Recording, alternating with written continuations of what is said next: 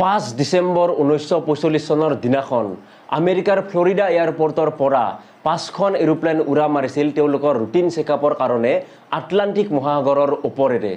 আৰু আটলান্টিক মহাসাগৰৰ ওপৰেৰে উৰি থাকোতে এই 5খন ফ্লাইট হঠাতে আটলান্টিক মহাসাগৰৰ ওপৰত নোহোৱা হৈ গৈছিল আৰু এই 5খন ফ্লাইট যেতিয়া হঠাতে নোহোৱা হল তেতিয়া আমেৰিকাৰ চৰকাৰো বহুত বেছি চিন্তাত পৰিল যে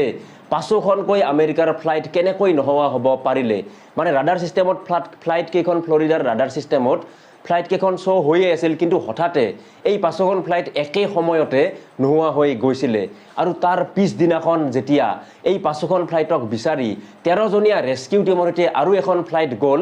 এই ৰেস্কিউ টিমৰ সৈতে যোৱা যিখন ফ্লাইট আছিল এই ফ্লাইটখনো হঠাতে আটলান্টিক মহাসাগৰৰ ওপৰত নোহোৱা হৈ থাকিল আৰু আটলান্টিক মহাসাগৰৰ ওপৰত এনেকৈ ৰহস্যৰ দ্বাৰা নোহোৱা হৈ যোৱা যিখিনি ঠাই আছে সেই ঠাইখিনিক বৰ্তমান আমি সকলোৱে জানো